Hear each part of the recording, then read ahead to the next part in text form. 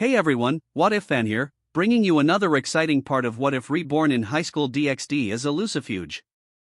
You can find the fanfic title and the original author's name on my Patreon page. Make sure to check it out and show them some love. If you enjoy the video, don't forget to like, subscribe, and ring that notification bell so you never miss an upload. Also check out my Patreon channel for early releases of all the series, where you can find all the series released one day ahead of YouTube. Alright, let's jump into it. Chapter 281, Imperial Treatment, Beauty Physically Subdued. Roy was escorted to a secret base by the female soldiers. Sir, please wait here. Someone will be with you shortly to gather some information. Rest assured, you're safe here, the captain said, leading him to a luxuriously furnished living room before leaving. Roy was left to wait, idly passing the time. Meanwhile, in a conference room, high-ranking officials were discussing the newly discovered man. He seems cooperative. We should include him in the Human Salvation Project. No, we need to confirm his identity first. Where did this man come from? You know how much information we've lost. It won't be easy to find his records. As long as he's a man, that's all that matters. Raito Mizuhara's awakening has encountered some complications. We need to secure this man for now. Then let's initiate the Human Salvation Project. After some discussion, they decided to include Roy in the project. The project was originally intended for Raito Mizuhara. In simple terms, it involved having the men to procreate, to repopulate the world.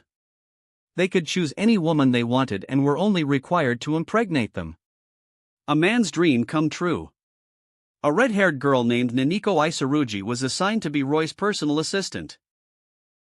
Roy, stifling a yawn, considered just kidnapping someone and leaving. But he decided to stay and play along.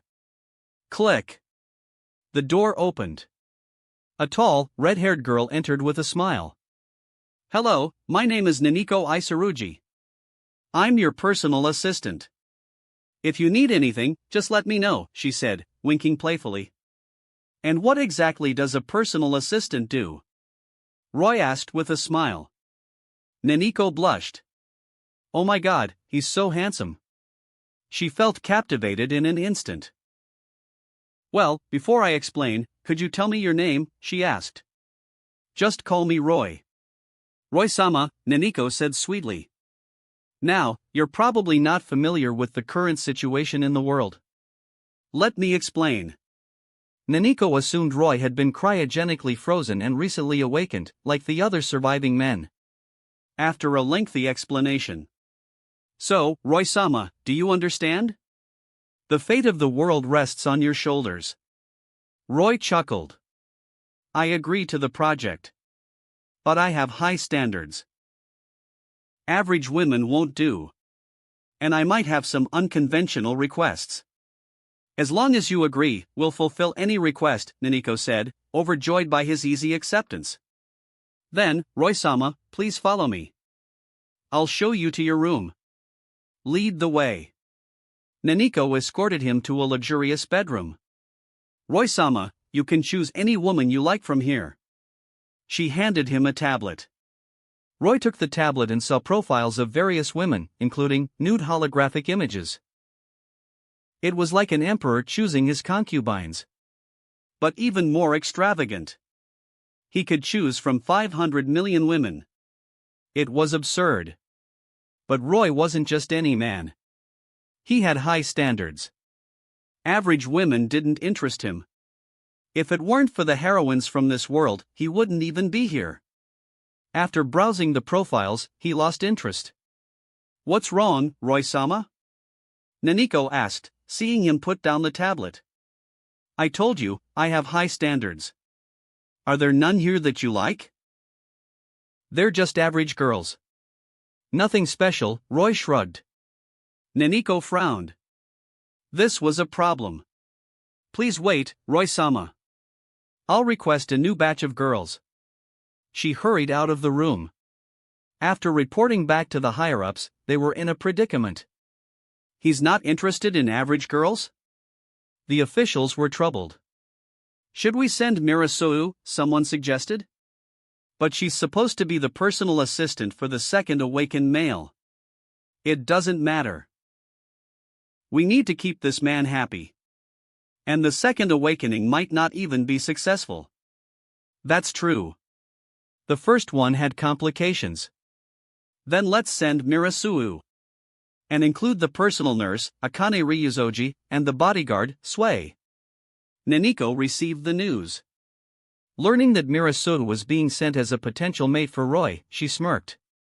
She and Mira had always been rivals. Now, she had one-upped her. Mirasou was quickly dispatched, along with Akane and Sui. Mirasou, you're just a mating partner now, while I'm the personal assistant, Naniko sneered, seeing Mira's arrival. Don't think this means you're superior, Mira, with her long purple hair, said impassively. If you can't satisfy Roy-sama, you'll be demoted, Naniko retorted, then turned and led them to Roy's room. They soon arrived at the door. Knock, knock. Come in. Roy, lounging on the sofa and watching TV, turned towards the door, his eyes widening. A beautiful woman with long purple hair, an ample bosom, a revealing uniform, black stockings, and a tear-shaped mole under her left eye entered the room, her expression cold and aloof. It was Mirasou, the protagonist's personal assistant from the original story. She was followed by a woman with fiery red hair, wearing a yellow tank top and short shorts, her figure curvaceous and alluring. It was Akane Ryuzoji, the protagonist's personal nurse. And lastly, a petite girl with green braids. Sui Yamada, the bodyguard.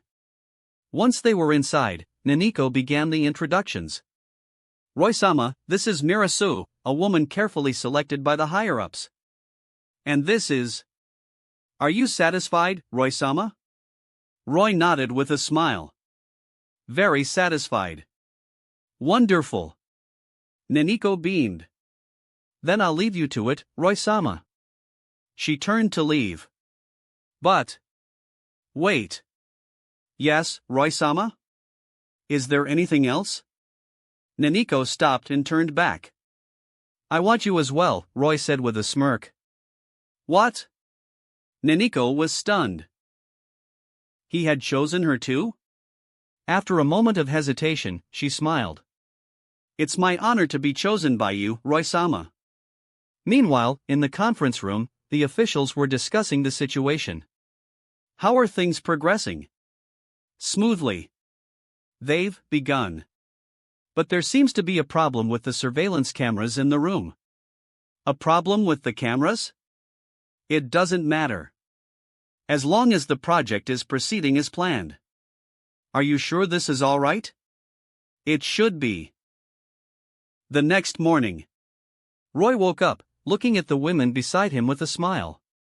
Naniko, wake up. Naniko slowly opened her eyes, a flicker of fear in her gaze as she looked at Roy. She got out of bed and approached him. Roy-sama, do you need anything? She asked, forcing a smile. Chapter 282, Easily Subdued, the pink-haired idol, Rina Kitayama. Come here, Roy beckoned Naniko Tsurugi. Naniko understood and crawled towards him. Roy lay back and enjoyed her services. After their morning exercise. In the lounge. Roy-sama, the higher-ups have sent more women. Would you like to see them? Naniko asked, offering him another tablet. Roy, feeling bored, took the tablet and browsed the profiles. The women were indeed quite attractive. Clearly, they had been carefully selected. If they were on Earth, they would be considered campus beauties. But Roy wasn't interested in average girls. He returned the tablet to Naniko. Roy-sama, are none of these to your liking? Naniko asked cautiously. Not really. You're enough for now, Roy said with a smile and a wave of his hand. But with Roy-sama's abilities, you could easily handle twice as many, Naniko said, blushing as she remembered the previous night. She had almost died from pleasure. It was an unforgettable experience. A real man never says no. I could handle 10 times as many without breaking a sweat, Roy chuckled. He had once spent an entire month with Lukua, the lustful dragon. These few women were nothing. Roy-sama is so amazing. Naniko, while flustered, was also troubled. While she knew Roy was incredibly capable, she couldn't find any women who met his standards. It was a headache. How about I take you out, Roy-sama, and you can choose for yourself, she suggested. That's an idea. I'm getting bored staying here. By the way, who's that magical girl on TV? Roy asked, noticing a magical girl anime playing on the lounge's TV. He vaguely remembered that the girl was one of the main heroines. Oh, that's Rina Kitayama. She's a popular idol, Naniko explained, seeing his interest. Has she ever had a boyfriend? Is she a virgin? Roy asked bluntly. Yes, she's only 16, Naniko confirmed. All the men had died 4 years ago, so Rina Kitayama, who was only 12 at the time, couldn't have had a boyfriend. Good. Bring her here. No problem, Roy-sama. Naniko smiled. The request was quickly processed. With the higher-ups' resources, Rina Kitayama would be brought here soon. Naniko took Roy on a tour of the base. But they didn't find any women who met his standards. As noon approached, Mira, Akane, and Sui woke up. Roy-sama is very remarkable. I'm still sore all over, Akane, the mature woman, purred, leaning against Roy. She had been completely conquered, her eyes filled with adoration. Call me darling, from now on, Roy chuckled, putting his arm around her. Darling. Akane said sweetly. Good girl. Roy smiled and gave her an evil piece. Darling, what's this? Akane asked, curious. It's called an evil piece. It grants you the power of a devil, making you immortal and eternally youthful, Roy explained briefly. What? Akane, Mira, Naniko, and Sui were stunned. What did it mean to receive the power of a devil? They didn't understand. A devil is a devil, Roy said, not bothering to explain further. He pressed the evil piece into Akane's body. Akane floated into the air. Naniko, Mira, and Sui's eyes widened. Roy, knowing they had questions, waved his hand, transferring the necessary information directly into their minds. The room fell silent as they processed the information. Darling, you're a demon lord? That's amazing. Naniko exclaimed, stunned. Mira, Sui, and even Akane, who had just become a devil, were equally shocked. They hadn't known that devils existed, let alone that they had become the demon lord's women. Now, I'll give you a choice. Roy placed 3 evil pieces before them. They now understood what accepting the pieces meant. I'll always be yours, darling. Mira, surprisingly, was the first to take an evil piece. The next moment, she floated into the air, the devil transformation ritual beginning. Naniko, not wanting to be outdone, also took a piece without a word. Sui, the little lowly, followed suit. All 4 women began their transformations. Within moments, the transformations were complete. Master. The 4 women knelt before Roy. Having become devils, they now understood the true extent of his power, and their hearts were filled with awe and submission. Rise. Call me Roy, Roy said with a smile, waving his hand. Yes, Roy-sama, they said respectfully. Roy-sama, do you require our services? Akane and Mira purred, pressing themselves against him. Not now. I'll take care of you later tonight, Roy chuckled, then turned to Naniko. Prepare lunch. We'll continue our tour this afternoon. Yes, sir. Naniko nodded and left to make the arrangements. That afternoon, Roy continued exploring the base with Naniko. This was likely where the 5 surviving men were cryogenically frozen. If he remembered correctly, the protagonist's younger sister should also be here. Naniko, take me to the cryogenic chamber. I want to see the men who haven't awakened yet. Yes, Roy-sama. Naniko led him to the chamber. A girl with twin tails was lying down beside a cryogenic pod. Inside the pod lay Raito Mizuhara, one of the 5 surviving men, and the twin-tailed girl's older brother. The girl turned to look at them and froze. A man? Mahiru was stunned. She couldn't believe there was another man alive. Hello, I'm Roy, Roy greeted her, extending his hand. Oh, hello. I'm Mahiru, she replied, momentarily dazed, then shook his hand. Roy held her soft hand, and Mahiru blushed. Mahiru-san, is this your family? Roy asked with a smile, gesturing towards the pod. Yes, he's my brother, Mahiru said sadly. I see. He's still alive. He'll wake up soon. I hope so. Thank you, Mahiru said, a flicker of hope in her eyes. She looked at the handsome man before her with newfound admiration. Would you like to go for a walk? Roy asked. Mahiru glanced at her brother, then nodded. Sure. Roy smirked. That was easy. They went to a garden and chatted, with Naniko following at a distance. Roy, can I ask you something? Mahiru finally asked, unable to contain her curiosity. What is it? How did you wake up? She assumed he had been cryogenically frozen like her brother. Mahiru had access to the research facility because of her brother, but she didn't know all its secrets. I wasn't frozen, Roy chuckled. What? Then how? Mahiru was surprised and excited. Was he immune to the MK virus? I'm a god. That's why I'm not affected by the virus, Roy said with a grin. Mahiru's jaw dropped.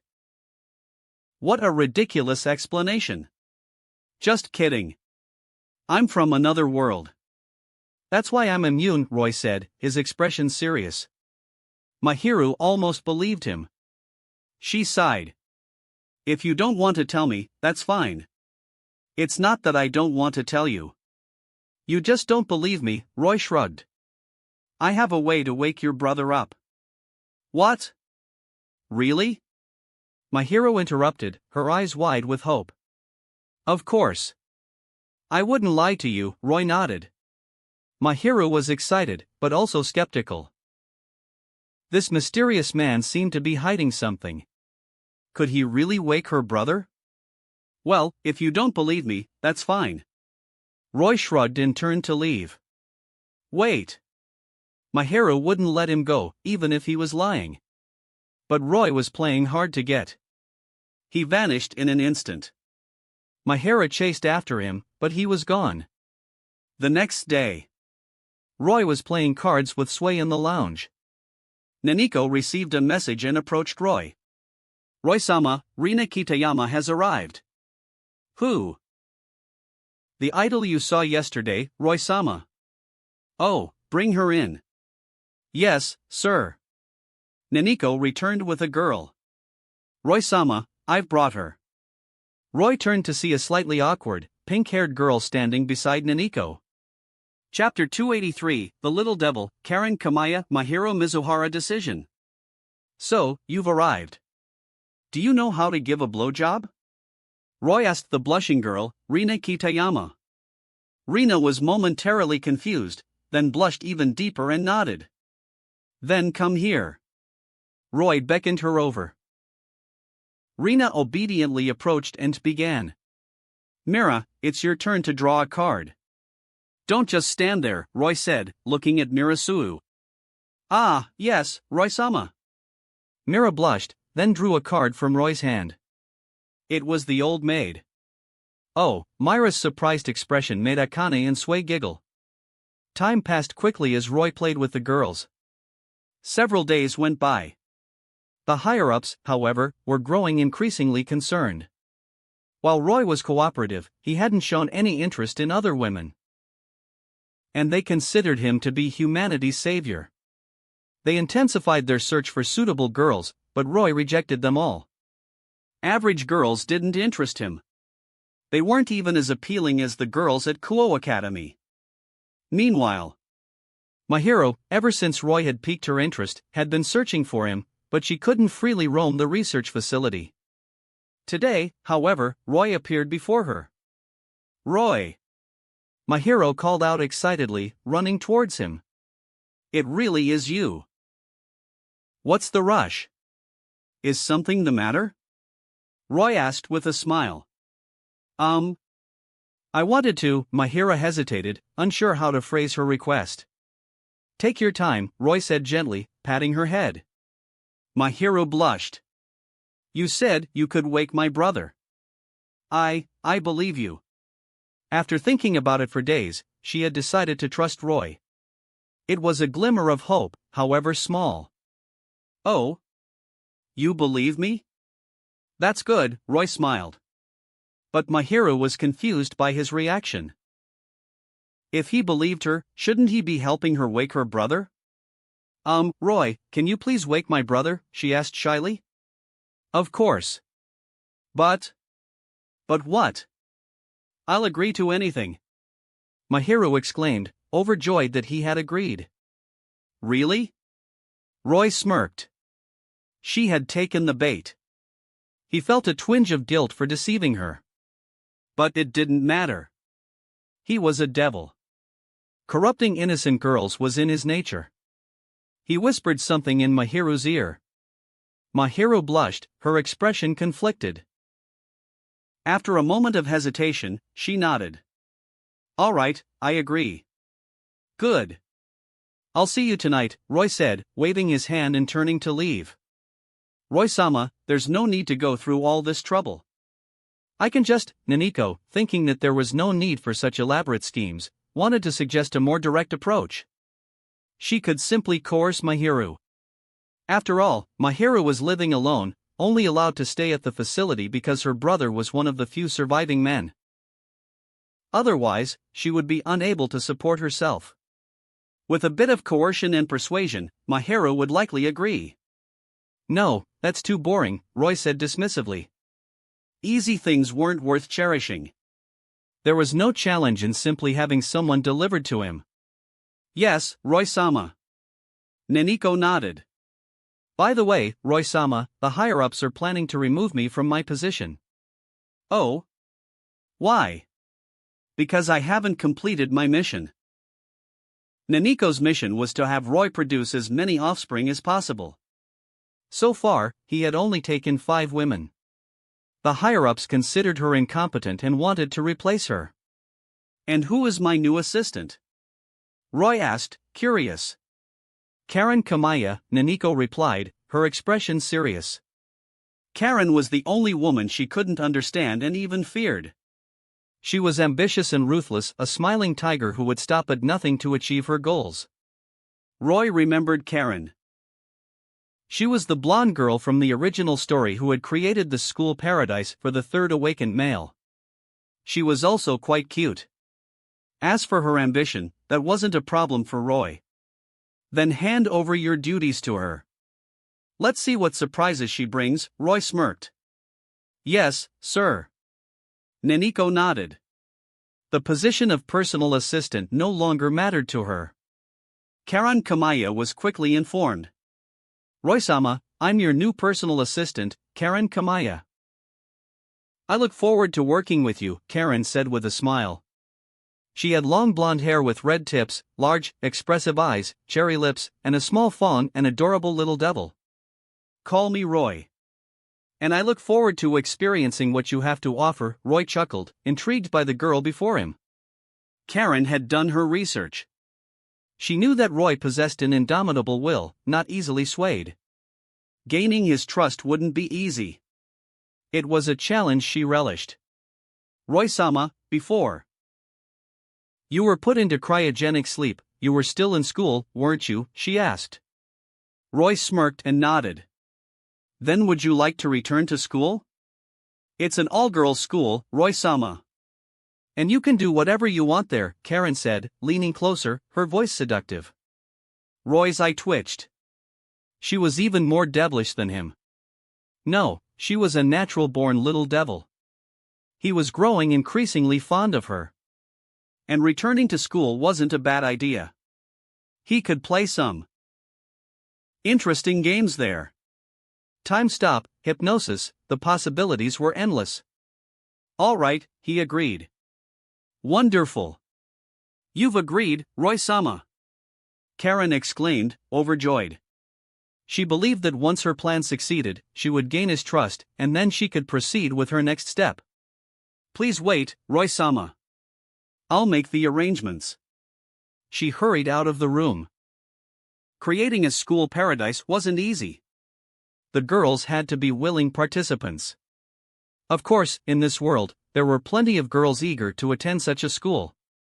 That evening, goaded by Naniko, Akane, and Rina, Roy satisfied them before they could put their plans into action. Exhausted, they fell asleep.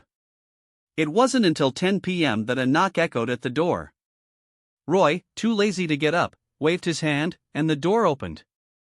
As expected, it was Mahiru. She looked into the empty room, confused. Who had opened the door? She cautiously entered. Roy? The room was dark. Snap! Roy snapped his fingers, and the lights came on. Ah! Mahiru yelped, startled. Don't scream. Come here, Roy said, rubbing his ears.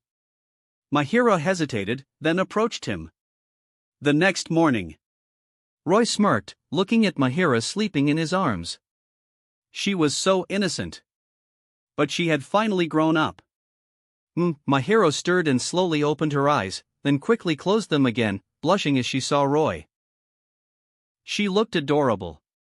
After breakfast, although still shy, Mahiru asked, Roy, can you please wake my brother now? Of course. I promised you, didn't I? I've already started the process, but it'll take a few days for him to wake up, Roy said reassuringly.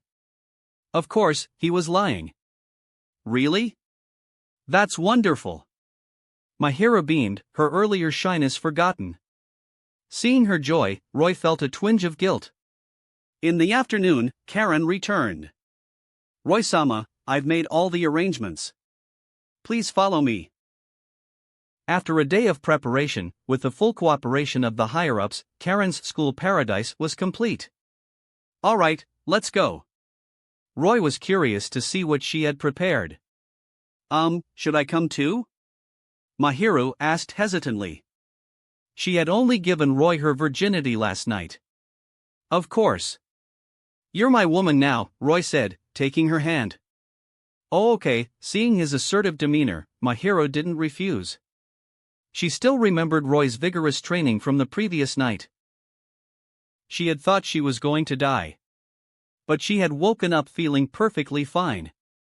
Chapter 284, An all-girls school, Karen Kamaya's predicament. Under Karen's arrangements, Roy and the girls boarded a plane, escorted by several other aircraft. While the higher-ups had approved Karen's plan, they didn't want her to be too reckless. If the UW discovered Roy, it would be a problem. Secrecy was paramount. Once they arrived at the school, they weren't allowed to leave. And the school was under constant surveillance. So, Karen, this is the school you prepared? Roy asked, looking around the bustling campus. It seemed like a normal school. But upon closer inspection, he noticed it was an all-girls school. And many of the girls here were the ones he had seen on the tablet earlier. While their ages varied, they were all quite attractive. That's right. Roy-sama, please enjoy yourself. You can do anything you want here, Karen said with a seductive smile. Anything, huh? Does that include you? Roy asked, pulling her close, his arm around her waist. He knew that despite her seemingly devilish personality and willingness to use any means to achieve her goals, Karen was actually quite protective of her own purity. In the original story, Shota Doi had tried to be with her, but while she seemingly agreed, she never actually let him. This was one of the reasons Roy was so interested in her. If that's what Roy-sama desires, of course, Karen said with a blush and a smile. Then come to my room tonight, Roy chuckled. Certainly, Roy-sama. Karen agreed without hesitation. Of course, whether she actually showed up was another matter. But if she didn't, Roy had ways of dealing with her. Now, Roy-sama, please follow me to your classroom. Oh, you've arranged student IDs for us? Of course. You'll love it, Roy-sama, Karen said, leading the way. They soon reached the classroom. Class was in session. Karen didn't bother knocking and simply opened the door. Yuzuki-sensei, sorry to interrupt, Karen said to the teacher, Yuzuki Hanyu, then took her place at the podium. Yuzuki, knowing Karen's position, stepped aside. Yuzuki Hanyu was, well, imagine Shizuka Marikoa, but with black hair. Both were voluptuous, mature, and somewhat ditzy, with a certain allure. And both wore glasses. The only difference was Yuzuki's black hair, compared to Shizuka's blonde hair. Of course. Being a teacher added to her charm. Perhaps sensing Roy's gaze, Yuzuki looked at him and blushed. Everyone, we have some new students, Karen announced. All eyes turned to Roy. His handsome features, mysterious aura, and noble demeanor instantly captivated the girls. Please introduce yourself. Karen stepped aside, offering Roy the podium. Roy shrugged and stepped forward, looking at the girls with a smile. Just call me Roy. It's a pleasure to meet you all. I hope we can make some beautiful memories together. He's so handsome. Roy-sama is so dreamy. Roy-sama, please have my babies. Me too. I want Roy-sama's babies. The girls erupted in cheers and squeals. They hadn't seen a man in years, and even when men were still around, they had never encountered anyone as captivating as Roy. Within moments, he had conquered their hearts. Roy noticed that the girls in this class were even more attractive than the ones he had seen earlier. They were all campus beauty level. Roy-sama is quite popular, Karen commented with a smile. Mira, Akane, Naniko, Rina, Mahiru, and Sui also introduced themselves. While some were a bit too old for school, they had come at Roy's request. And so, a class with a single male student and a room full of girls was formed. The class itself was rather boring. But the girls kept glancing at Roy, some even trying to flirt with him. Roy, of course, flirted back, making them blush and giggle. It was quite entertaining. While they had been told that their purpose at this school was to please Roy and bear his children, they were still just innocent girls. That evening, after dinner, Karen showed Roy to his room. Roy-sama, did you see any girls in class you liked? Should I call them over? She asked with a smile. You're here tonight. There's no need for anyone else, Roy said with a wave of his hand. Karen's heart sank. She had hoped to use the other girls as a distraction, but it seemed Roy had other plans. Roy-sama, wouldn't you consider the other girls? With your abilities, a few more shouldn't be a problem, she said awkwardly, trying to divert his attention. Roy chuckled. He wasn't letting her escape tonight. I suppose a few more wouldn't hurt. Karen's eyes lit up. Who do you like, Roy-sama? I'll make the arrangements right away. Roy smirked. Let me see. How about all of them? And don't forget Yuzuki-sensei. What? Karen's jaw dropped. Did he mean all of them? There were over 20 girls in the class. She was stunned. Roy-sama, maybe we should start with fewer? Karen, you still don't believe in my abilities, do you? Don't worry, I'll satisfy all of you tonight. Especially you, Karen.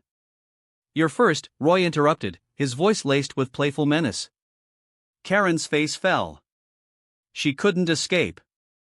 And she had to be first, in front of everyone? This was a nightmare. Roy-sama, how about just me tonight? I promise I'll perform well, she pleaded, hoping to avoid the embarrassment. No. Karen, you clearly don't trust me. Seeing her troubled expression, Roy was overjoyed. Teasing Karen was too much fun. Akane and Naniko, standing nearby, couldn't help but giggle. They knew what Roy was capable of. Karen was in for an unforgettable night. All right, Karen, go get ready, Roy said, dismissing her. He had to prepare as well. There were quite a few girls tonight, and they couldn't all be in the same room. And he couldn't neglect Mira, Akane, and the others just because there were new arrivals.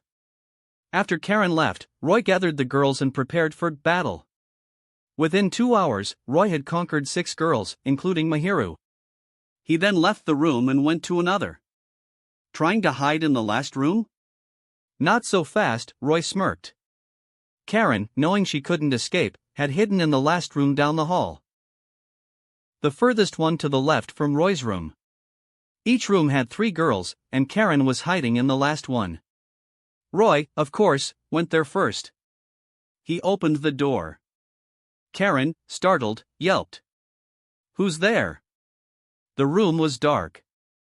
"It's me, of course," Roy chuckled, walking towards her. "Roy-sama." Karen was stunned. She had hidden in the last room. How had he found her so quickly? "That's right. You're quite the hider, Karen. But you can't fool me." Roy reached her and was surprised to see Yuzuki-sensei there as well. Only the 2 of them were in the room. Roy smiled. He had to admit, Yuzuki-sensei was his favorite among the girls in the class. What happened next was inevitable. After thoroughly punishing Karen, he then gently trained Yuzuki-sensei. Having satisfied both of them, Roy moved on to the next room. Throughout the night, Roy conquered over 20 girls, a truly remarkable feat. Of course, this meant that his class was cancelled the next day. Even the teacher was injured. How could they possibly have class? Chapter 285, Whose Cloning Tech is Better, the main heroine, Elisa Tachibana. There was one exception, however. That afternoon, Karen revealed that one girl from their class hadn't come. It was a girl with short white hair who had said she was on her period. So, Karen hadn't included her. Roy remembered the girl. She was opposed to the UW, the United Women's Organization. She was also Elisa Tachibana's, the main heroine's, contact at the school. This organization knew about the UW's conspiracy and was working on a cure for the MK virus, while also plotting to overthrow the UW's rule. The UW, by eliminating all men with the MK virus, aimed to create a world ruled by women. This plan seemed absurd. Without men, humanity couldn't reproduce and would eventually become extinct. However, the UW had a solution. Artificial cloning technology. They already possessed a rudimentary form of this technology. Roy knew that Mirasu was a clone of Elisa Tachibana. The best evidence was their similar purple hair and appearance.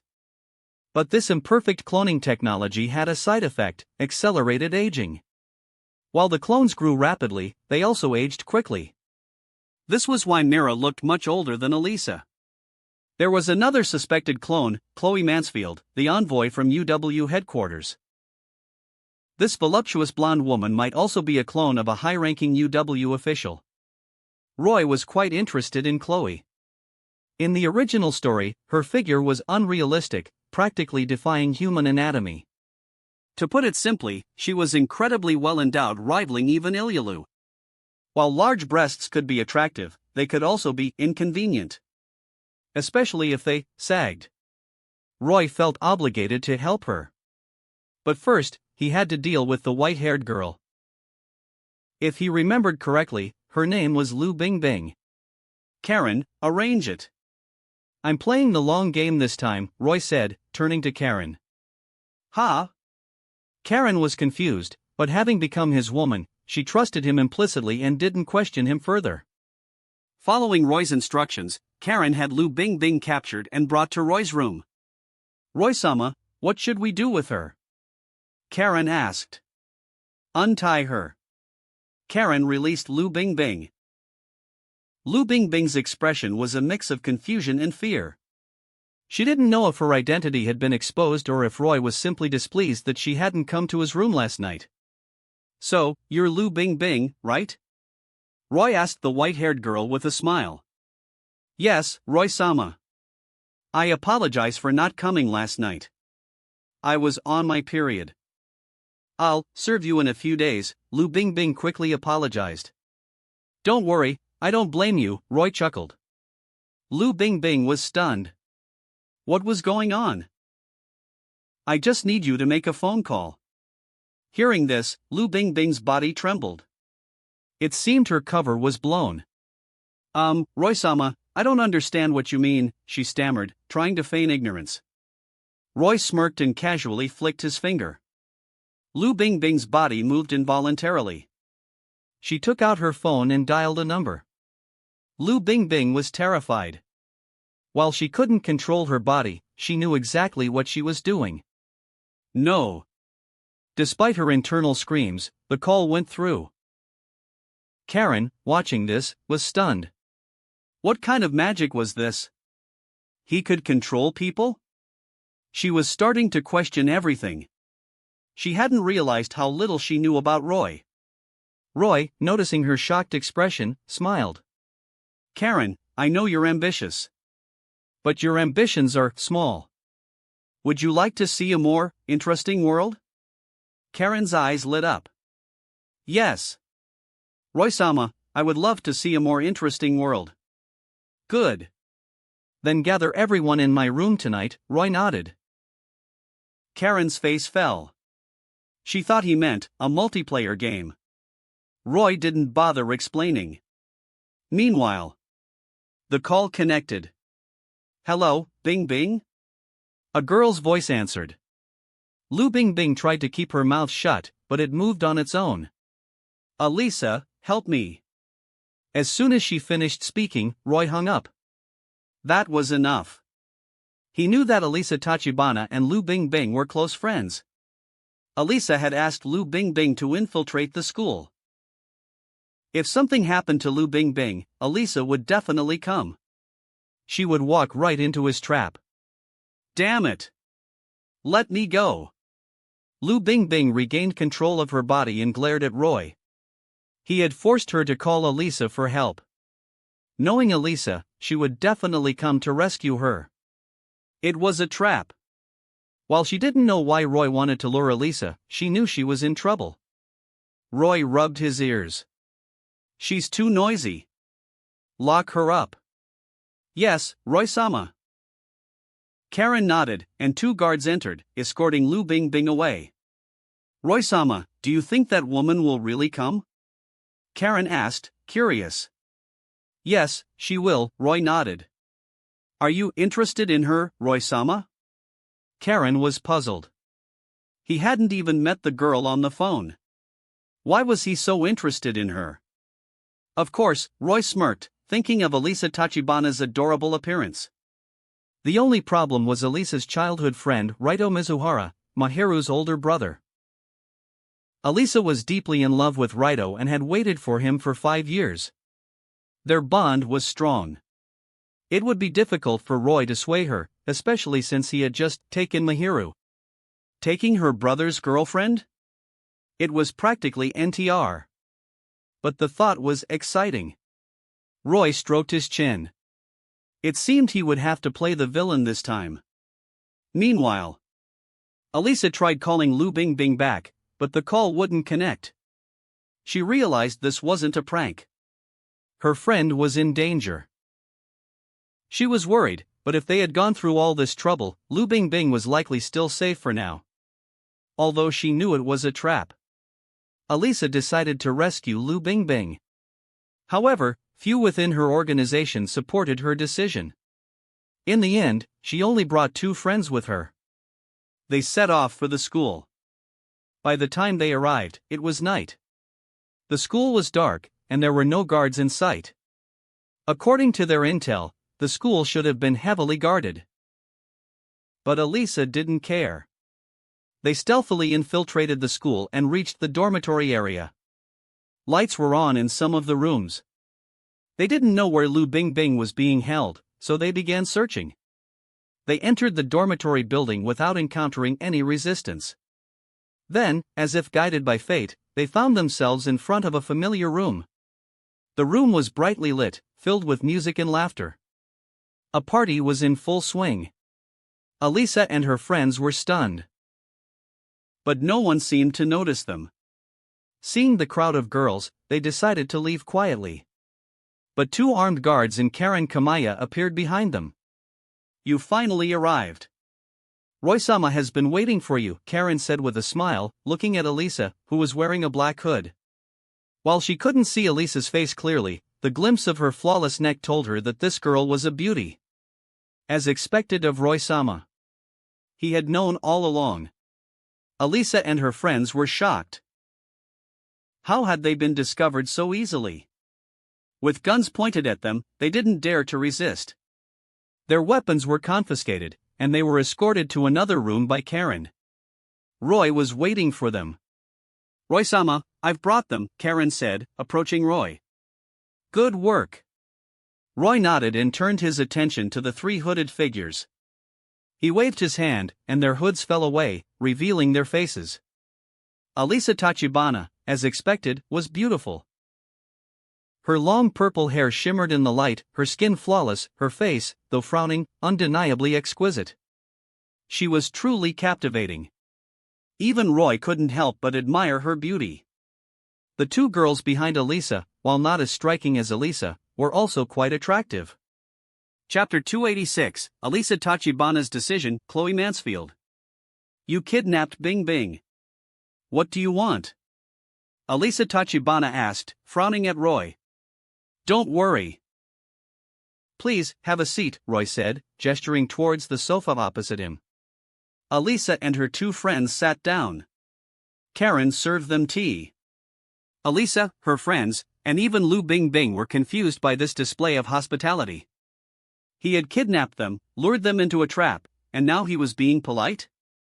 It didn't make sense. "Relax. I invited you here to discuss a collaboration," Roy said with a smile. "Collaboration?" Alisa was skeptical. "I have the cure for the MK virus." "What?" The three girls were stunned. Their organization had been working tirelessly on a cure, but progress was slow. They were years away from a breakthrough. Yet, this man claimed to already have a cure? It was unbelievable. Alisa frowned. If he had a cure, why not just release it? Why this collaboration? But she didn't ask. If he wasn't revealing his reasons, there must be a reason. "What kind of collaboration?" she asked calmly. "Simple. I give you the cure and the formula, and in return." "I want you," Roy said, looking at Alisa with a smirk. "What?" Alisa was taken aback. He was willing to give them the cure and the formula? That was incredibly generous. But his final demand. He wanted her? "My apologies. I haven't introduced myself." "Call me Roy," Roy said with a smile. "Roy, we've just met." "Why do you want me?" Alisa asked, flustered. "We're willing to take Alisa's place," her two friends offered. "Well, it's true we've just met. But I like girls with your personality. So, consider it. Of course, if you refuse, I won't force you. You're free to leave," Roy shrugged. He wasn't one to force anyone, usually.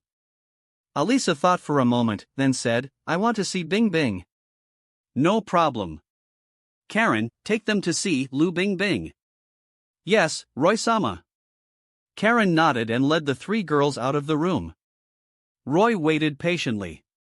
He would let them think it over. In another room, Alisa and her friends finally saw Lu Bingbing. "Alisa, why did you come?" Lu Bingbing exclaimed. "I had to. You're in danger. I asked you to take on this mission." "It's my responsibility," Alisa said with a gentle smile. "No, it's not like that. That man, Lu Bingbing excitedly explained that the phone call hadn't been her intention. She had been prepared to be discovered. But if that happened, she wouldn't have called for help. Alisa and her friends exchanged surprised glances. "Bing Bing, are you saying that he used magic to control you and force you to call for help?" Alisa couldn't believe it. How was that possible? This was a world of science, not magic. If magic existed, they would have already cured the MK virus. "It's true," Lu Bingbing insisted. After a moment, Alisa and her friends reluctantly accepted her explanation, though it still felt surreal. How could magic exist in this world? "Alisa, what should we do?" You've been waiting for your childhood friend. You can't possibly agree to his demands. Let's just leave. He said he would let us go. Her two friends tried to persuade her. Lu Bingbing also looked at Elisa, her expression conflicted. Developing a cure for the MK virus had always been Elisa's dream. And now, the cure was within reach. But on the other hand, there was Rito, her childhood friend, whom she had been waiting for. What should she choose? Pack your things. You're leaving, Elisa said. Lu Bingbing and her friends were stunned. Elisa, you're not thinking of. Yes. Our organization is still years away from developing a cure. We might not even succeed. I can't miss this opportunity, Elisa said with determination. Elisa, you can't trust him so easily. We don't even know if he actually has the cure. Just go. Elisa wouldn't listen. She insisted they leave. Karen, listening outside the door, smirked. As expected, Roy-sama was right. She had agreed. She entered the room and gestured to the two armed guards beside her. The guards entered the room. You three, leave. Now. Lu Bingbing and her friends had no choice but to comply. You've made the right decision. Roy-sama will become the new ruler of this world. Now, come with me, Karen said to Elisa with a smile, then turned and led her back to Roy's room. Elisa followed, her expression unreadable. Welcome back. Have you made your decision? Roy asked, stifling a yawn. I agree to your terms. But only after I see proof that the MK virus cure actually works, Elisa said calmly.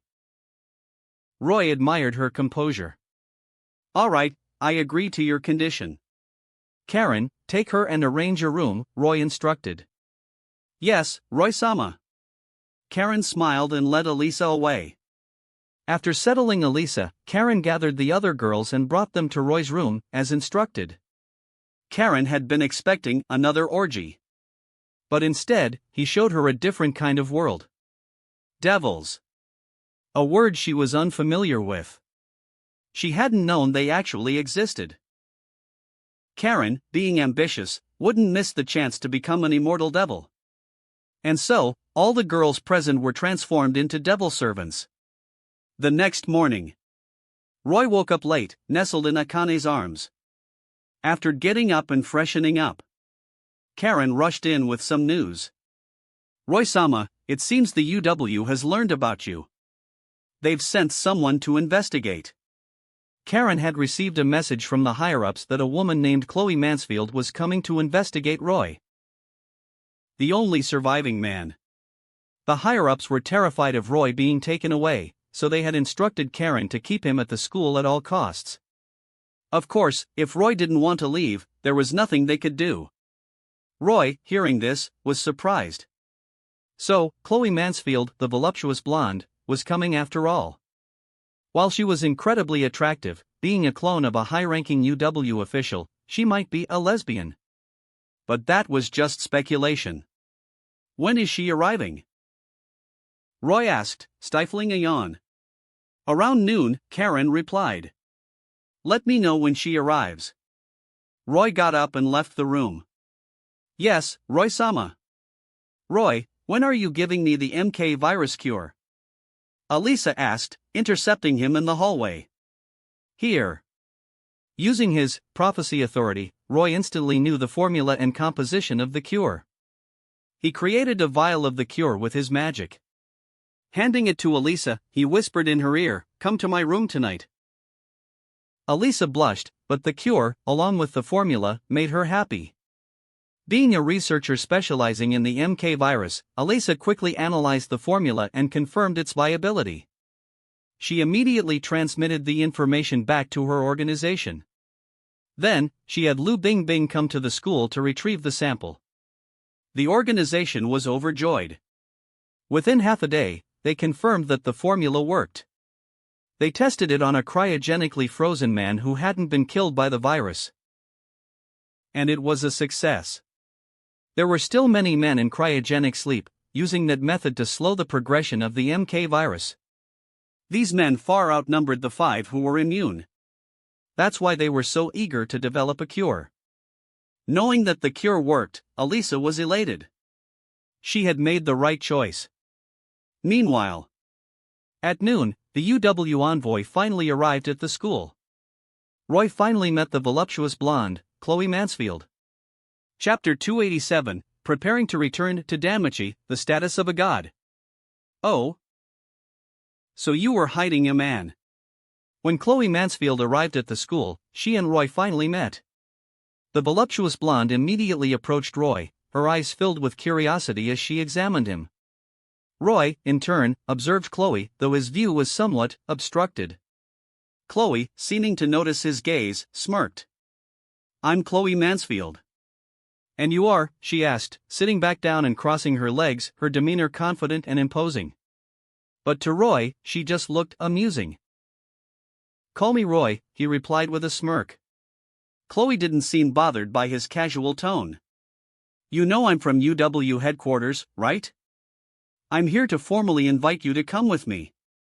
"You can have anything you want there," she said. "Humph. Roy-sama won't go with you," Karen said with a devilish smile. Chloe glanced at her, then turned her attention back to Roy. Karen, annoyed at being ignored, frowned. "Karen's right. I'm not going anywhere with you," Roy said, taking a sip of his tea. "Is that so?" Chloe didn't seem surprised. She had anticipated this response. "Very well. You're the last man on Earth. I won't force you. But I will be staying here to observe you," Chloe declared. "Suit yourself." Roy shrugged. He wouldn't mind her staying. It would give him an opportunity. As promised, Chloe and a small team moved into the school. But she didn't make any further moves, and Roy didn't press the matter. That night, Elisa finally came to his room. Despite her initial reluctance, she became his.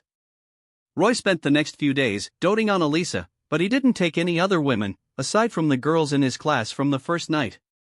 Meanwhile, Elisa's organization successfully developed the MK virus cure using Roy's formula. They began broadcasting the information, hacking into radio stations to spread the news. While few people believed it at first, it was enough to spark a wave of unrest. More and more people joined the resistance against the UW. And when they used the cure to revive a cryogenically frozen man, the world erupted in celebration. Raito Mizuhara, Mahiru's brother, also awoke. "Brother!" Mahiro cried, tears of joy streaming down her face. After years of waiting, her brother had finally returned. Raito, still disoriented, looked at Elisa as if they had just seen each other yesterday. Seeing him awake, Elisa's heart felt lighter. She had finally let go of her past. She was Roy's woman now. "Elisa!" Raito exclaimed. Mahiru's face fell. If her brother learned the truth, would he break down? But... Raito, I'm sorry. I couldn't keep my promise. "I'm Roy's wife now," Elisa said, clinging to Roy's arm, a blissful smile on her face. Raito's heart sank. His worst fears had been realized. But he had been prepared for this, hadn't he? Roy, seeing this, felt a strange mix of emotions. Someone felt odd. Raito was truly pitiful. Not only had the woman he loved become someone else's wife, but so had his sister. After visiting Raito, Roy and the girls returned to the school. The higher-ups would take care of Raito. It wasn't their concern. While the cure existed, men were still incredibly rare. Only those who had been cryogenically frozen in time had survived. But this didn't concern Roy. Back at the school, he prepared to leave this world. He had achieved his goals. Of course, before leaving, there was still Chloe Mansfield, the voluptuous blonde, to deal with. Roy, no longer bothering with subtle tactics, went directly to her room. After taking care of Chloe, Roy left the world of World's End harem with the girls. Back in the DxD world, Roy sent Mira, Akane, and the others to Dreamland in the underworld. Dreamland had become a small, self-sufficient society. It had everything they needed. But most of its residents were cursed children, little Lolas. Mira and the others brought much-needed expertise. After all, there were too many little girls and not enough teachers. Mira, Naniko, and Yuzuki could all become teachers for the Lolas. This would not only keep the girls occupied but also help them integrate into their new environment. Roy decided to stay with the girls for a while instead of immediately going to another world. While he might experience time differently, for the girls in the DxD world, only a few seconds would have passed. And as devils, they had incredibly long lifespans. There was no need for them to be together constantly. But Roy still stayed with them for 2 months. He spent time with each of them: Rias, Sona, Siko, Shizuka, Shinobu, Kaneo, and the others, ensuring that none felt neglected. His attentiveness earned him their praise. After all, powerful men who weren't constantly seeking new conquests were rare. Of course, during these 2 months, Roy also enjoyed the perks of having a harem. Akaheim, Great Red, returned briefly but left after a few days. The Edie-told evil gods still hadn't appeared, and Roy didn't bother looking for them. 2 months later, a new world was ready. This time, Roy was going to, is it wrong to try to pick up girls in a dungeon? A world he had been looking forward to visiting. After saying goodbye to the girls, he vanished from the DxD world. He reappeared on a bustling street. The streets were crowded and lively. But Roy's arrival caused divine ripples. All the gods in Orario instantly sensed the presence of a new god. Gods were transcendent beings who had descended from heaven 1,000 years ago. They granted their blessings to their followers, the Familia. Bored with their heavenly lives, they had come to the lower world, treating it like a game. Gods were forbidden from using their divine powers in the lower world and had to live like ordinary humans. They were also forbidden from entering the dungeon, lest they face punishment. Their primary goal was entertainment, experiencing the lower world, its food, hobbies, friendships, art, and even illnesses. They enjoyed every moment, treating it like a game. Gods weren't allowed to use their divine powers except in special circumstances. If they did, they would be sent back to heaven. The only exception was the annual Ganesha Familia Festival, where they could use a special mirror, the God's Mirror, which functioned like clairvoyance.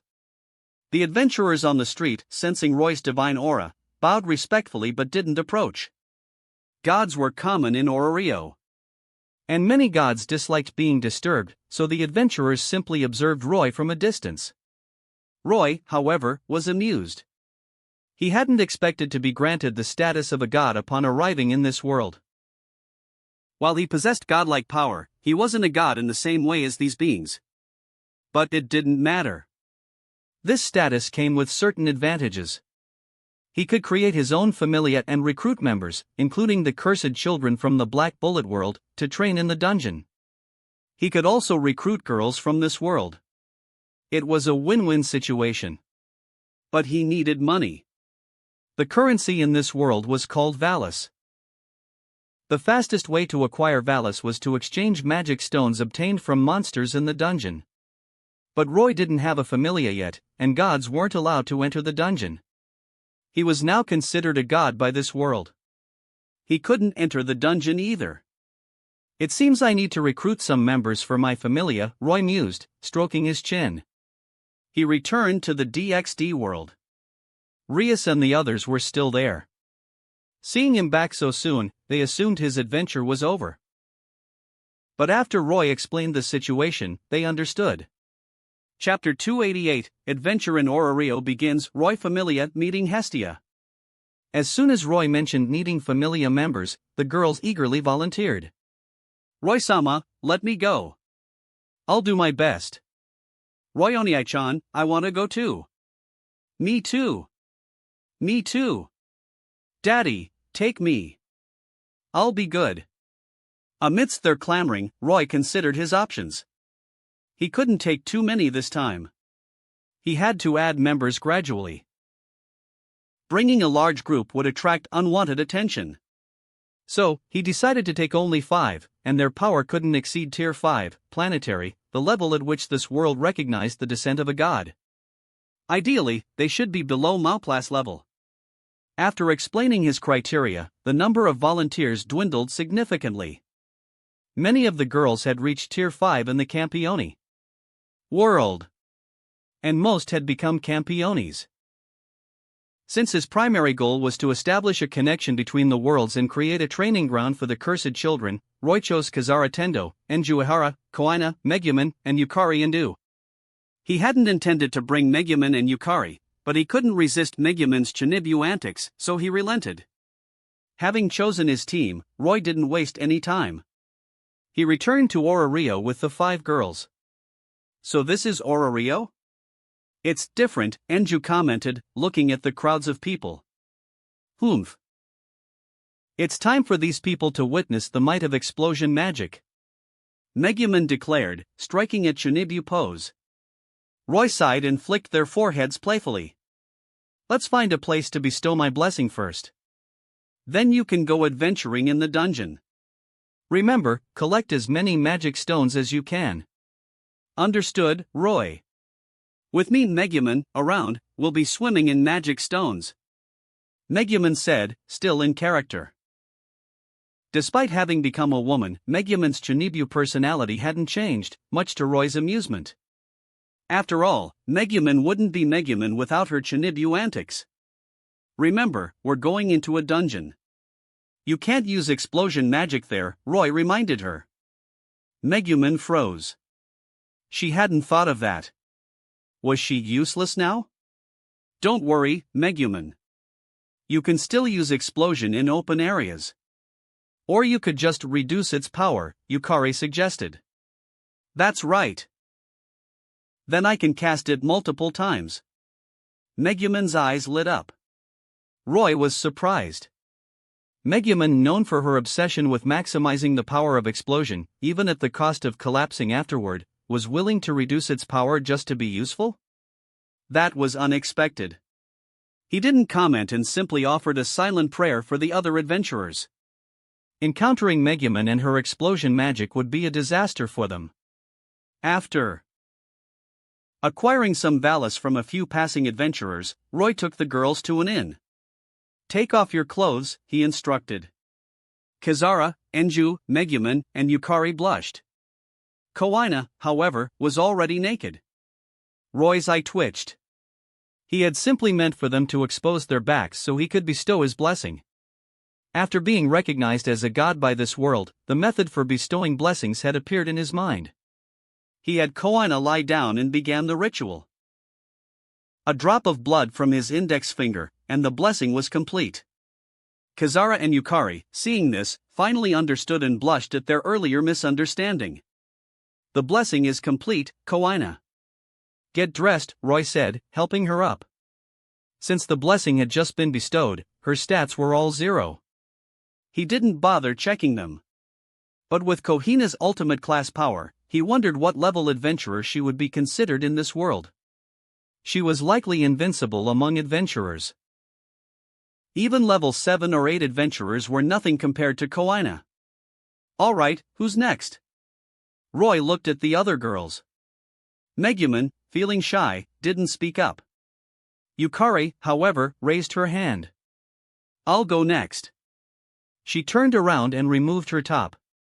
The view from behind was quite nice. Roy bestowed his blessing on each of the girls. Then, they went to the Adventurers Guild to register their familia. "Hello, is there anything I can help you with?" Ina Toole, a half-elf receptionist, greeted Roy with a polite smile.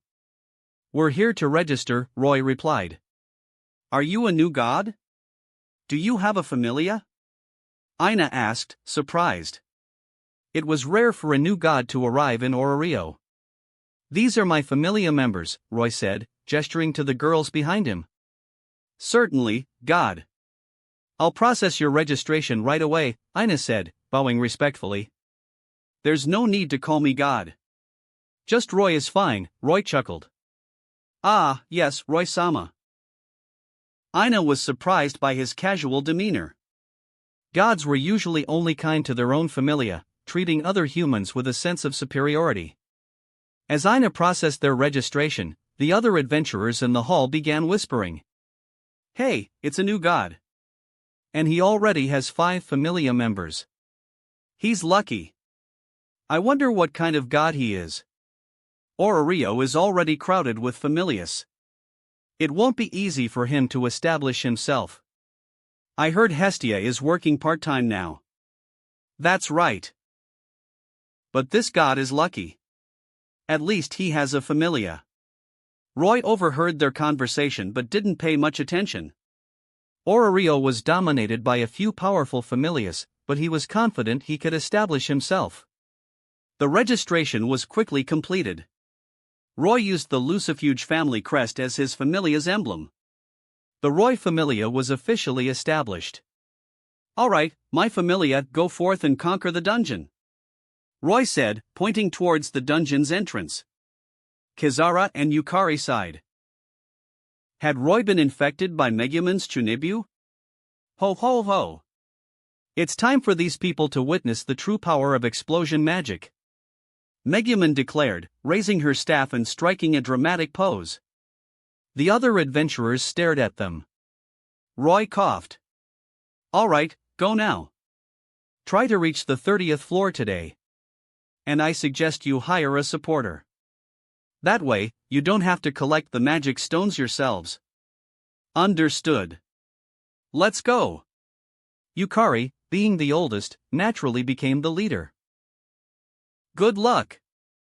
Roy waved. The 5 girls headed towards the dungeon. He was looking forward to the surprises they would bring him. Now, where should he go? Roy looked around, then his eyes lit up.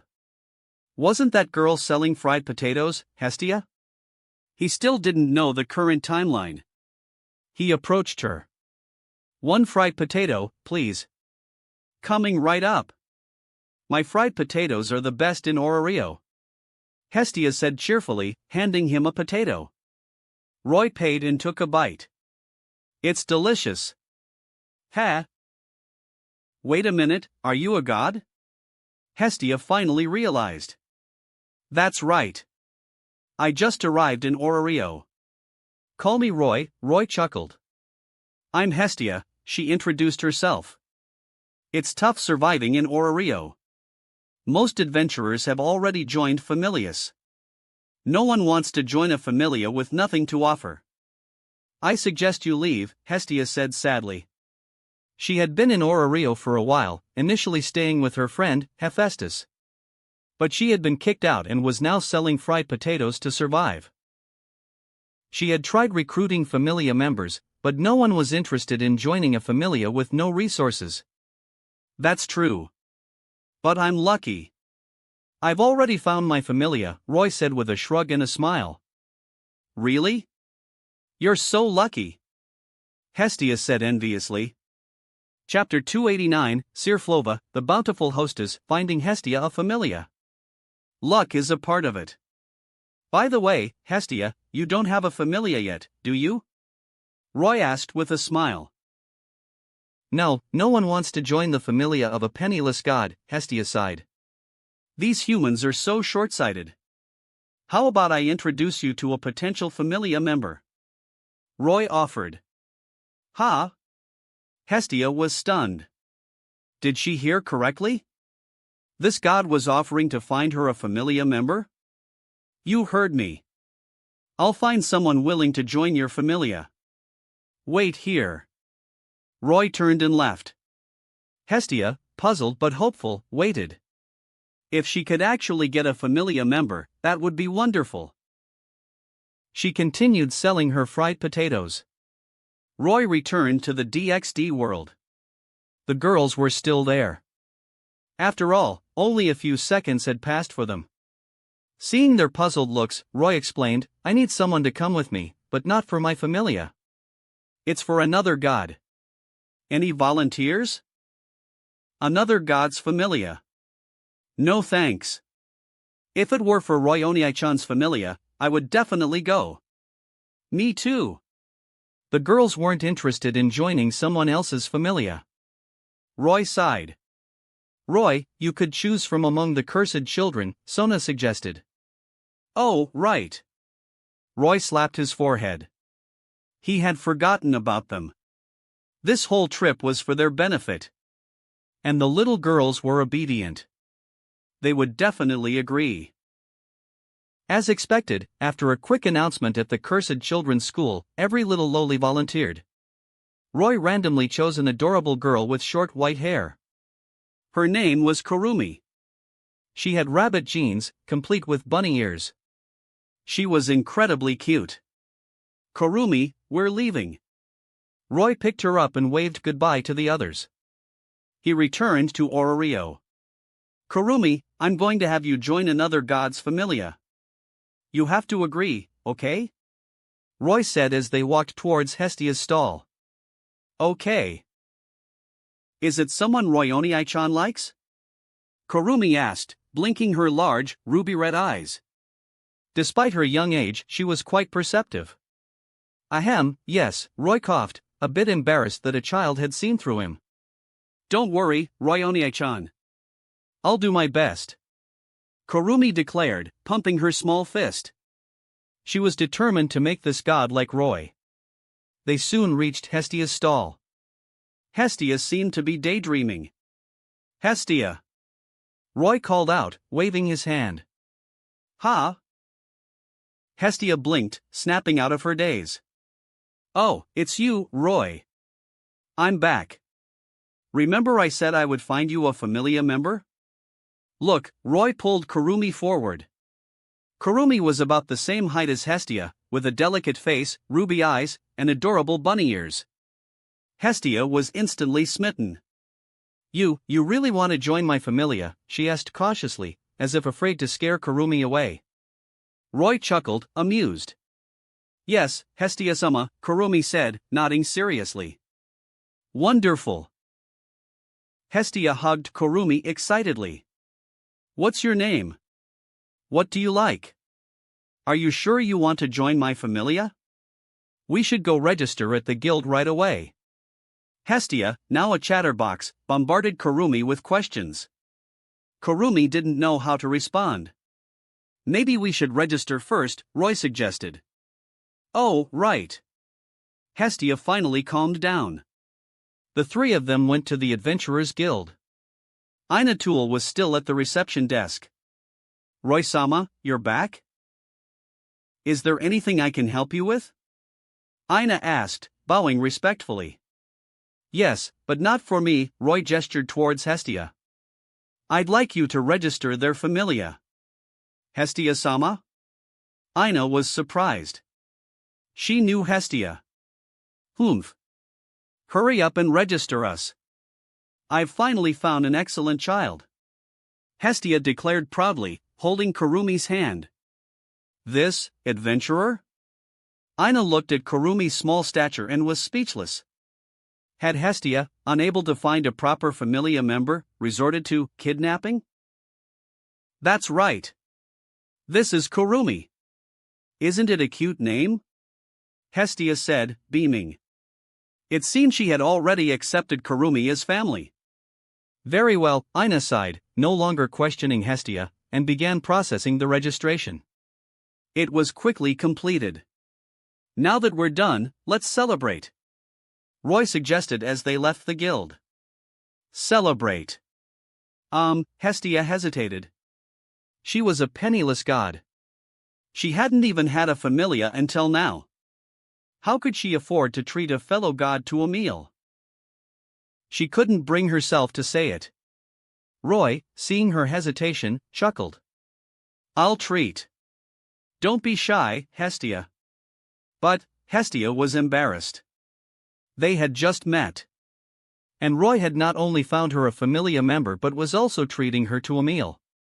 She was incredibly grateful. Don't worry about it.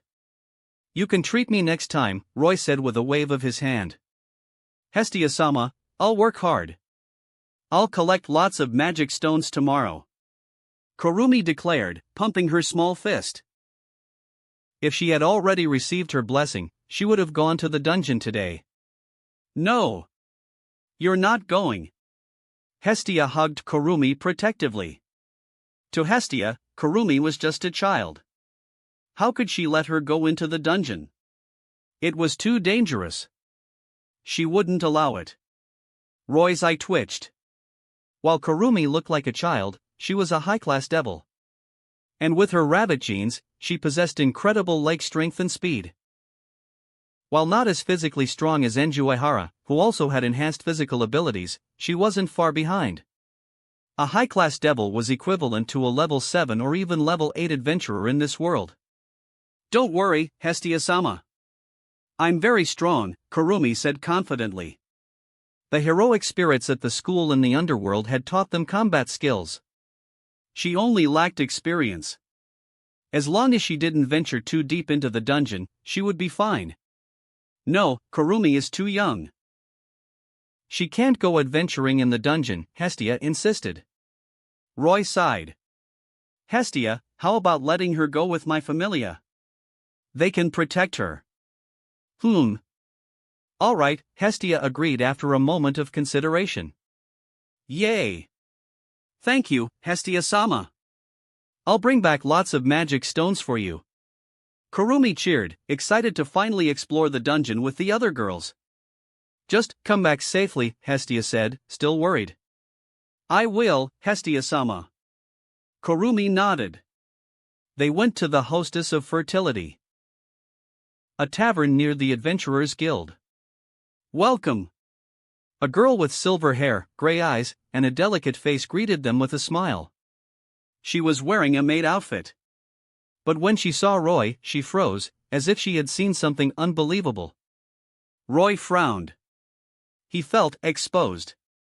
Was it because of this girl? He remembered her name, Seer Flova. She was supposedly Freya's alter ego. What had she seen? Roy, curious, used his magic to shield his soul. He had simply been unguarded earlier. Seer wouldn't be able to see anything now. Seer, sensing the shift, realized that the man before her was likely a high-ranking god. Only high-ranking gods could block her ability. Please come in. What would you like to order? Seer led them to a table. Just bring us your specialties, Roy said casually. Certainly. Please wait a moment. Seer smiled and left to prepare their order. Roy, the food here is so expensive. Hestia exclaimed, looking at the menu. Don't worry, I might be new to Orario, but I'm not broke, Roy chuckled. Oh, okay, Hestia nodded, relieved. Chapter 290, Teasing Hestia, Lilaruka joins the Familia. Seer quickly brought their food. Please enjoy your meal, honored gods. She bowed and left. Hestia, dig in. Don't be shy, Roy chuckled, seeing Hestia eyeing the food hungrily. Then itadakimasu. Hestia said, a bit embarrassed, but her hunger won out. Roy enjoyed the meal. The food here was quite good. By the way, Hestia, we're new to Orario and don't have a place to stay. Do you have any recommendations? Hestia almost choked. She was currently living in the basement of the abandoned church. If they found out, she would be mortified. What's wrong? Roy asked, amused by her reaction. Nothing. I'm staying at a friend's place. I can ask around if you're looking for a place, Hestia said with an awkward laugh. I see. I was thinking that abandoned church would make a good base. With a bit of renovation, it would be perfect, Roy mused, stroking his chin. Hestia's heart sank. Why that place? It was the only place she could barely call home, and she hadn't even moved her belongings out yet. If they found out, she would die of embarrassment. I think there are other good locations. How about I introduce you to some, she suggested hopefully. Other locations are fine, but I'm quite fond of that church. But it's so inconvenient. Rebuilding it would take days. Hestia insisted, still trying to dissuade him. It's fine. We can hire adventurers. It'll be done quickly. Besides, it'll be our base. What do you say, Hestia? Want to join us? Roy smiled, extending an invitation. Hestia was stunned. He was inviting her to live with them? She hadn't even stayed long at Hephaestus's place before being kicked out. She was overjoyed. Finally, someone had accepted her. Yes, she exclaimed, then immediately regretted it. Her belongings were still at the church. She would have to find a way to retrieve them discreetly. That afternoon, Roy, having nothing else to do, helped Hestia sell fried potatoes. His cooking skills were surprisingly good. His fried potatoes were incredibly popular. But this also led to people assuming he was a penniless god, just like Hestia, reduced to selling street food. Roy ignored the rumors. As evening approached, Roy sensed Kazara and the others returning from the dungeon. Hestia, let's pack up. We're done for the day. Huh? Hestia was confused. My familia is back. We're going to meet them, then head to the tavern for a feast, Roy explained. They're back from the dungeon already? I'm so jealous. Hestia-sama, I'll bring back lots of magic stones for you tomorrow. Kurumi declared, puffing out her chest. Yes, but be careful, Kurumi. Don't worry, Hestia-sama. I'm very strong. Kurumi smiled. They packed up their stall and went to the Adventurers Guild. Kazara, Enju, Koina, Megumin, and Yukari soon appeared. The surrounding adventurers were slightly intimidated by the 5 girls' bloodlust, a result of their enthusiastic monster slaying in the dungeon. And behind them was a small girl carrying a massive backpack, several times larger than herself. Roy was surprised. He had told them to hire a supporter to collect the magic stones. But he hadn't expected them to find Liliruka Arde. What a coincidence! Kazara and the others, seeing Roy at the guild entrance, smiled, their usual serious expressions softening. Roy, we're back, Kazara said. Welcome back. You've worked hard, Roy smiled, walking towards them. Hestia, seeing the girls, was stunned. They were all Roy's familia? They're terrifying. They're just level 1 adventurers, but they went all the way to the lower floors. They're nothing like level 1 adventurers. I saw them one-shotting level 2 monsters. They're incredibly strong.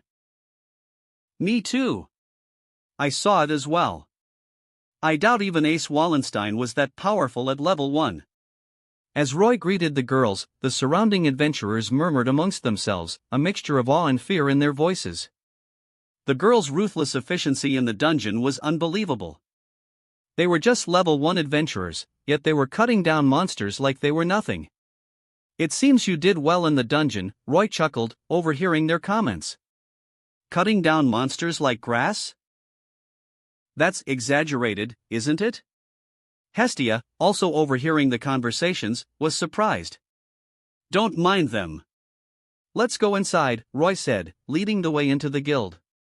Liliruka opened her backpack. Clatter! A mountain of magic stones tumbled out, stunning everyone in the hall. While most were small, level 1 monster stones, the sheer quantity was astounding. Aina and Misha Flott were speechless. Roy-sama, they just registered today, right? Aina asked, her voice filled with disbelief. That's right, Roy smiled. Aina was even more shocked. They had just registered, and in a single day, they had acquired so many magic stones? That was incredible. Such a haul was usually only possible on large-scale Familia expeditions. Alright, let's exchange these for Valis, Roy said, tapping the counter. Yes, Roy-sama. Right away. Aina quickly began counting the stones. Roy glanced at Hestia, who was staring at the mountain of magic stones with a dazed expression. He chuckled, amused. By the way, who's this little one? He asked, gesturing towards Liliruka. You told us to hire a supporter to collect the magic stones. We happened to run into Liliruka being bullied, so we hired her, Kazara explained. That's right. She's such a pitiful child. Let's take her in. Yukari said, hugging Liliruka tightly, almost suffocating her. Yeah. Let's steal her from the Soma Familia. Megumin and Enju agreed enthusiastically. Koina didn't say anything, simply clinging to Roy's clothes. Lilaruka, hearing this, looked at Roy timidly. She knew he was a high-ranking god. But after her experience with the Soma Familia, she was wary of gods. Lilaruka, would you like to join my familia? No one will bully you here, Roy said gently, approaching her. Lilaruka looked up at him, tears welling up in her eyes. No god had ever been so kind to her. I would like to, she said, wiping her tears. Welcome to the familia, Lilaruka. Roy patted her head. Now Lily won't be bullied anymore. Megumin, Yukari, and Enju cheered. They were clearly fond of Lilaruka. And Lilaruka had been a great help in the dungeon. Without her massive backpack, they wouldn't have been able to carry all those magic stones. After we exchange the magic stones, we'll go see Soma and have him release Lilaruka from her contract. Wow, Roy! You're amazing! You found another excellent familia member so quickly. Hestia exclaimed enviously. Why couldn't she be so lucky? You'll find someone too, Hestia, Roy said with a smile and a wave of his hand. Roy-sama, we're done, Aina announced, having finished counting the magic stones. How much? Roy asked. 1,320,000 Valis. What? Hestia's jaw dropped. Over 1 million Valis? That was an insane amount. Even large-scale familia expeditions rarely earned that much.